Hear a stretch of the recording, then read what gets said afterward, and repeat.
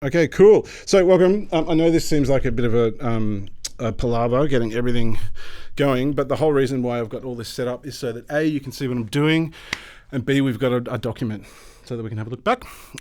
So this is the Waldorf Iridium. The Iridium is a synth that I got for a grant recently, and personally, I haven't had a lot of time to use it for my own projects, but I thought this would be a great thing for all of you guys to have access to. So as you all know, the synth room is 1030C. This is going to live in 1030C, hopefully from this week onwards. So all of the stuff that we're learning today about this instrument, you'll be able to apply pretty soon after this. So the Iridium is one of Waldorf's newer synths. Has anyone heard of Waldorf before? Are you aware of them as a synth company? What do you know about them, Ethan? Mostly there's software wavetable. Yep. But I've seen the Waldorf used a lot. It's really popular. Yeah. Some of the producers that I follow. Awesome. Yeah. So Waldorf is a digital synth company. Some of their newer synths have analog filters and stuff like that, but generally it's all of the kind of digital synthesis algorithms, different approaches to digital synthesis that they specialize in. They're most well known for wavetable synthesis. So in, I think it was 1982 or 83, the PPG wave came out. All of you have done Foundations of Digital Music and Media with me, so when I talked about wavetable synthesis, I would have shown you this big blue PPG wave. Things have advanced a lot since then. But the Iridium is something that I bought with this grant because it has wavetable, but it's also got a whole bunch of other different synthesis approaches.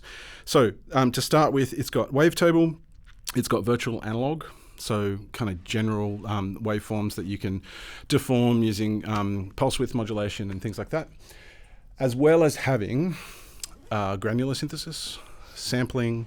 It's got a resonator algorithm in there, and it's got an FM algorithm as well. So it's a bit of a monster. Each one of those synthesis algorithms or synthesis parameters can be mapped to 3 different oscillators on the machine. So you can have 3 oscillators running at once. As you'll see as we go through the parameters, and get a sense of what this synth can do. Although there's 3 oscillators, you would think that you can stack up to 3 different sounds at once. It goes deeper than that because even the virtual analog can have up to 6 oscillators inside that, so that you can kind of detune it. Can anyone tell me what a supersaw is in layman's terms? Has anyone heard of a supersaw? We're looking at Kurt. Why are we looking at Kurt? Shit, you remember? Honestly, far out. It was just a lot of saws. That's actually a really good explanation. I was like, it can't be that simple. I feel like I should know. It is. It's like, I have to do a presentation on this, and that's the answer. Yes. So I went into a lot of detail, and that was like at first just right. Okay. Details anymore. Yeah. I'm pretty sure it's just a lot of saws. Yeah, it's a lot of saws, right? So each one of these can have up to 6 oscillators within them that are mapped in certain ways. One of the main reasons for that is that you can get depth, you can get a big temporal palette, and you can also have spatial kind of spatial width, right? So I want to just take you through the interface first, and then we're going to dive into, today we're going to focus mainly on, depending on time, we're going to focus mainly on the virtual analog as well as wavetable, and look at the modulation and all of the different ways that we can activate this machine. I'm going to show you some of the presets that I've been building. There are like hundreds of presets in there. So if you're just keen on getting on a new instrument and exploring presets, go for it. But hopefully after these 2 sessions, you'll learn a little bit more than just the stock presets, right? Cool, so let's go through it. So we have this beautiful LCD screen here, which changes its view depending on which button you're pressing. So I mentioned that we've got 3 oscillators. The first thing that I'm going to do is initialize the patch. So as you open up the Iridium, the last patch that you were using is loaded. So this is this patch that I just had before. I'll show you a little bit of what it sounds like. You heard it on the way in.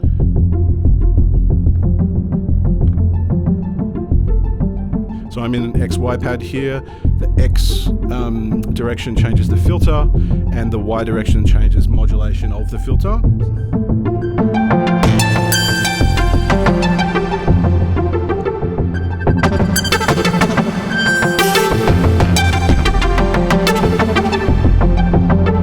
like a performance view. You can see here on the bottom three oscillators, we've only got one that's got things lit up, and that's because I'm only actually using one oscillator in this. So it's a very big, thick sound. There's lots of stuff going on. You can hear some effects as well. There's reverb in there, a bit of chorus, that kind of thing. To get to each one of the oscillators, it's really simple. You've got an oscillator page. This is the an FM algorithm.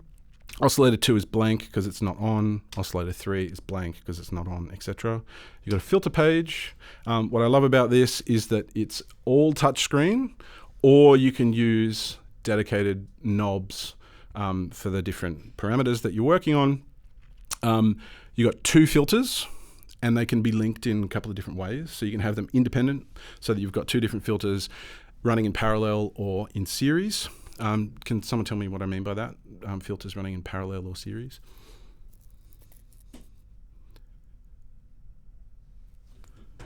Filters fed into the next filter? Yeah. Or sum the two outputs? Exactly. Okay. And then we have a third filter, which is called the digiformer, which can be a filter, it can be distortion, it can be EQ, it can be a whole bunch of different other things. All right.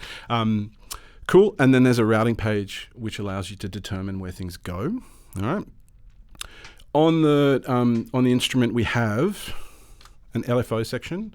We got 6 LFOs in there, and they can be all of the different wave shapes: sine, triangle, square, saw down, saw up, and sample and hold as well, which is kind of like your random waveform. 6 of them independently.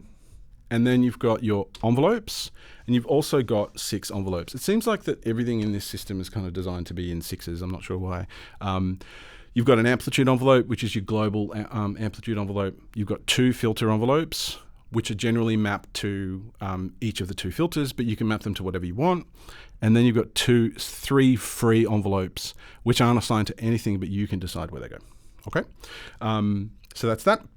That's everything in this area. I want to talk about just the all of the knobs. There's many knobs through here, so that you can understand how it's all laid out. Each oscillator, depending on what mode you're in, has a whole bunch of different parameters that you can play with. Because I've loaded up a patch which is working with FM, I've actually designed what each one of these knobs do, and I've named them. So this one's called center grind. This one is width, so that's a stereo width. This one I've called squeeze. I'm not sure why. It does something. This is the brightness of the sides, and this is the decay. So if we were to play that,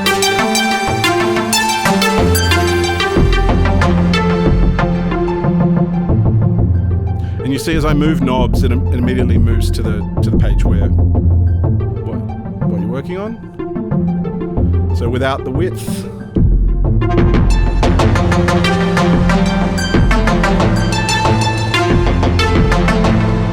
Okay. The last thing that I'll say is, a couple of other things that I'll say is you can hear there's some reverb. The effects button is up here. You've got 6 effects. You can't change the routing of the effects, so the effects are always in series, right? So the first effect that you have will always run into the second, into the third, into the fourth, etc. I've just got reverb in here. It's a standard reverb. I mean, look, it's okay. It's not the best reverb, but it's fine. And then you can add up to, I don't know, there's like 10 effects: phaser, chorus, flanger, delay, reverb, EQ, drive, and a compressor as well in there. Okay, cool. So that's the way that the oscillators work with, and also the effects. If we move over to here, you've got oscillator mix. So because we've got 3 oscillators, if I play that again, I'm going to get sick of that sequence.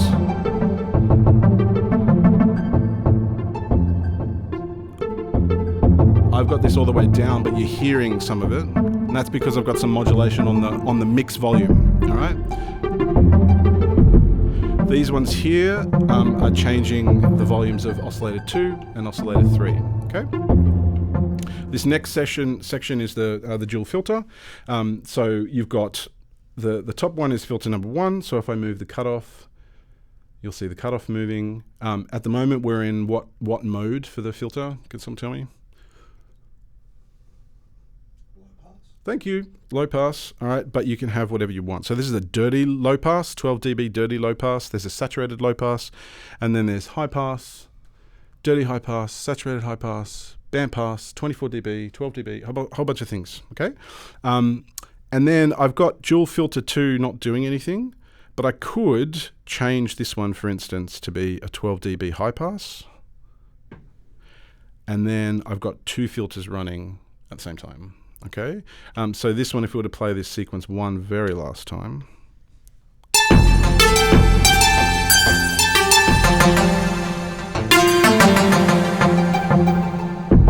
if I bring it down, even though I'm modulating the lower filter, you can hear the top filter, okay? And then you've got different modes for the filters as well, which we'll go into a little later. Okay, cool. Here are your envelopes.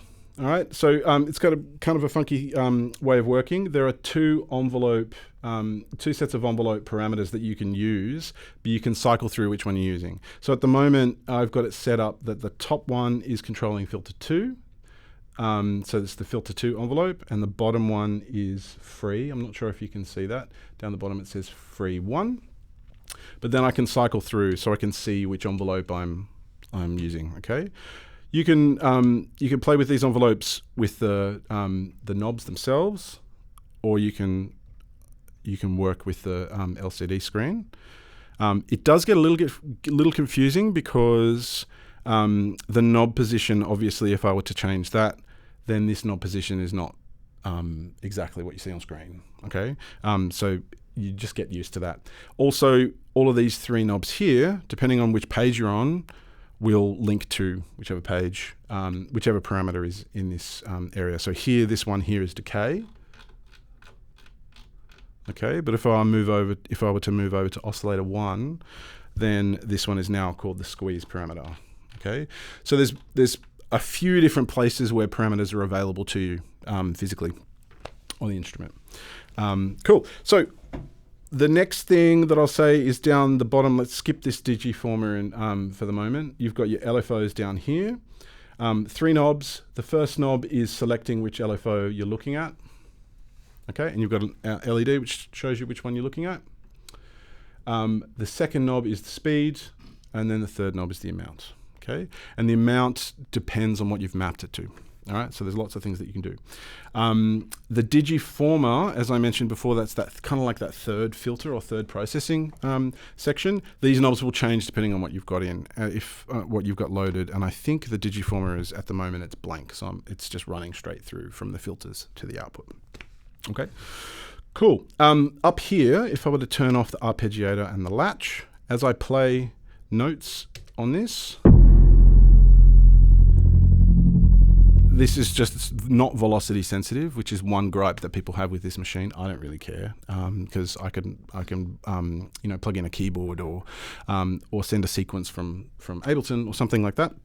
It's got MIDI on the back, but they aren't velocity sensitive. Are you noticing change in volume there? It's not velocity sensitive, so why do you think there's a change in volume? Can you guess? LFO, possibly, yeah. It's another modulation destination that says every time you hit the key, give us a different volume, okay? So there's a whole bunch of things that we can do with that. All right, you have an arpeggiator, standard arpeggiator. You can change the octaves, 3 octaves, 2 octaves, etc. What the algorithm is, whether or not it's random or up or down. What order you're sorting the keys that are held down for your arpeggiator, and then the velocity, whether or not it's each note on the first note or last note. All right, there's a lot of things that you can do. And then we'll dive in deep a little bit later on the sequencer. There's also a sequencer, which is a 32-step sequencer. The sequencer has a notes parameter. It has a velocity parameter. It has a gate parameter, so the length of the note. And it has 8 assignable parameters that can go anywhere. So it's deep, right? You can do a lot of stuff with it. So what I'd like to do to start with is go over to, I'm pressing load here, which will go to your preset area. Presets are organized in banks. The banks are generally organized by the person that's created them. So if you want to start building up your own presets, then you can do that and save them into a bank. I've got all of mine here. I might just show you a couple more sounds. So I'm going to go into bank, Ben Carey, that's me, and then maybe choose a couple of sounds. So we were just on this side kernels one. I'm going to play you a couple of little things. So this is called Fun Ground. Can't remember what it is. This is a granular synth.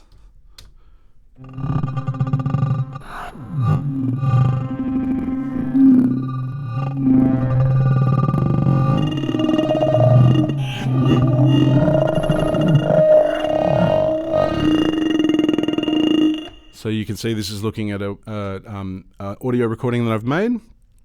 Let's go to another one. Let's have a look. What have I got? Function loops. All right. So this is using a couple of oscillators, and what I'm doing is I'm mapping envelopes, looping envelopes, and LFOs to kind of change the speed of things.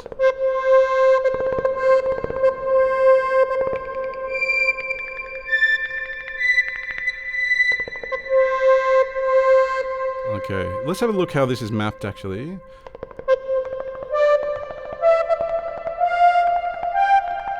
All right, so at the moment we're mapped to what scale? C major. Thank you very much. But if you go to your scale area, you can completely change that. All right, so I can say, let's map these to Phrygian mode.